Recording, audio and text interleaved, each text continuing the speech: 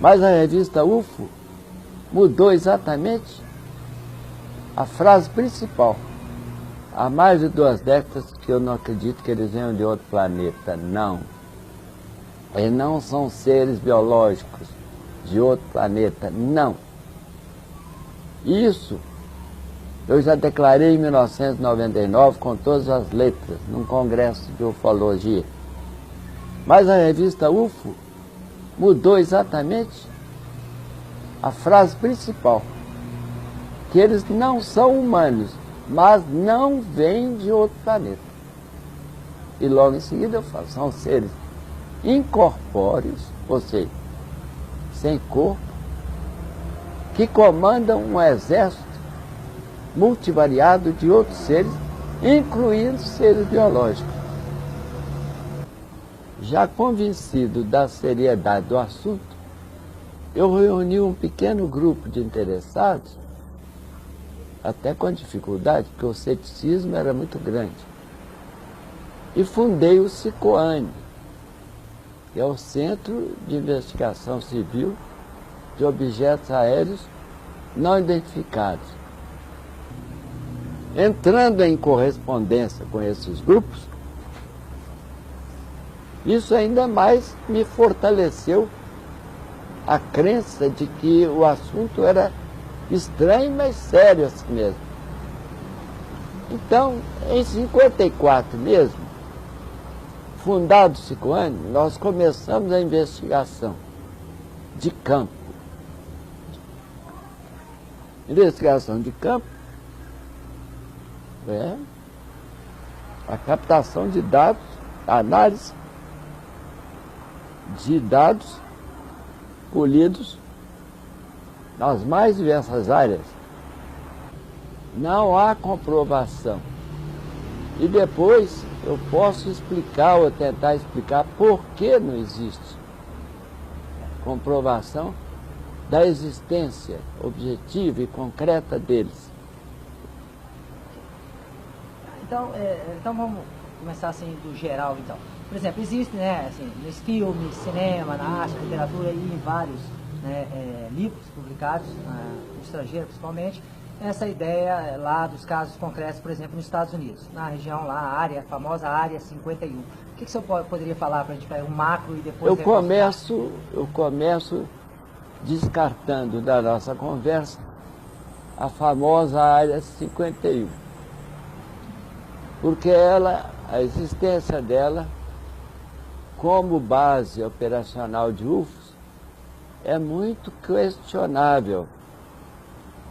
E sempre preferi obter dados diretamente das testemunhas, ao invés de acreditar em teorias e hipóteses que vêm de fora sem fundamentação convincente. É o caso da Área 51 e outros.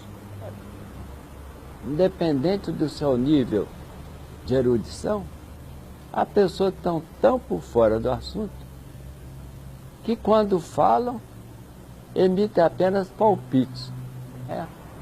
Não vale nada. É que esse fenômeno está nos castigando porque ele atua de forma inteligente, enganadora, confundindo a mente dos próprios pesquisadores, quanto mais aqueles que estão desinformados. E agora, depois de tantos anos, eu estou convencido de que eles fazem essa confusão de propósito, para nos pegar de surpresa no momento oportuno que eles marcarem. São táticas que eles usam, as quais a psicologia ajuda a esclarecer. Não esclarece, mas ajuda. E como sou psicólogo, entendo um pouquinho de psicologia, eu pude refletir mais detidamente sobre essas táticas. Eles estão aí nos enganando. Ora, se apresentam ostensivamente, quase uma espécie de striptease, de forma a não deixar dúvida naqueles que os veem. Mas na maioria das vezes eles agem de forma surretícia, sorrateira, é até traiçoeira. Então, esse aparente paradoxo eu explico da seguinte maneira. Como o fenômeno em si é extremamente estranho ao ser humano, eles precisavam ganhar credibilidade de um certo número de seres humanos. Eles precisavam convencer de forma contundente que eles são reais. E por isso faziam os tais striptease. Aparecer em número grande, com nitidez, para grupos ou pessoas isoladas, e depois repetir, depois somem. Aí ficam provavelmente observando a nossa reação de humanos. Somem, continuam praticando as suas artes, depois voltam a essa demonstração explícita, ostensiva, depois voltam ao segredo. Mas o que predomina no comportamento deles, sem dúvida nenhuma, é o segredo, é o engano, é o engano. Dentro desses relatos, dessas testemunhas, desse trabalho todo que o senhor fez durante muito tempo, o que mesmo? O que define para essas pessoas, o que elas dizem, né, dessa estranheza? O que é estranho para elas? Como elas definem isso? Na medida em que o fenômeno é estudado em certo nível de profundidade, os estudiosos vão encontrando o que se chama uma síndrome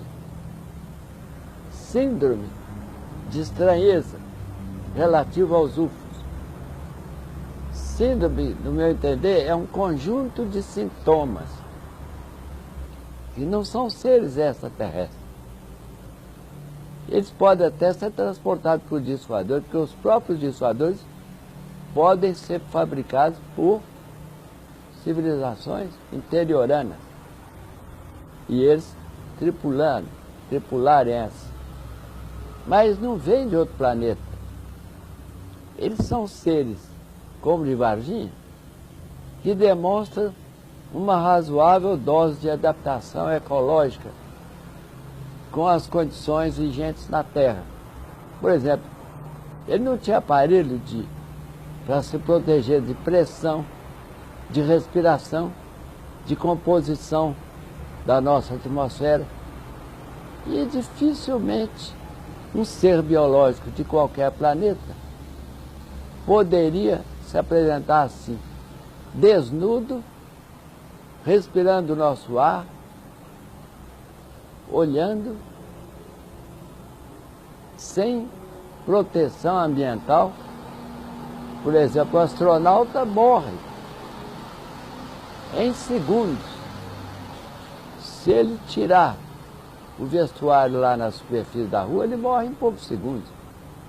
Porque ele leva o ambiente terrestre dentro do seu vestuário, que é caríssimo, mas tem regular de temperatura, de pressão, de composição do ar, e tudo. Alguns tripulantes dos UFOs são apresentados com essa semelhança. Vêm vestidos de escafandros ou de alguma proteção parcial, mas parcial. A gente corre perigo, esse contato? Qual que é essa relação com esses casos? O que o senhor já teve de concreto, de análise de caso, de entrevistado, que alguém sofreu alguma coisa e como a descreveu? Sim, e no futuro, talvez próximo, o perigo para a humanidade seja generalizado, porque eles podem aparecer em massa, de repente, e colocar em prática planos que eles estão laboriosamente engendrando e nos escondendo. Então, o potencial de perigo, para mim, é uma realidade, baseado principalmente na falta de resposta à seguinte questão: por que que eles são tão ciosos de se esconderem?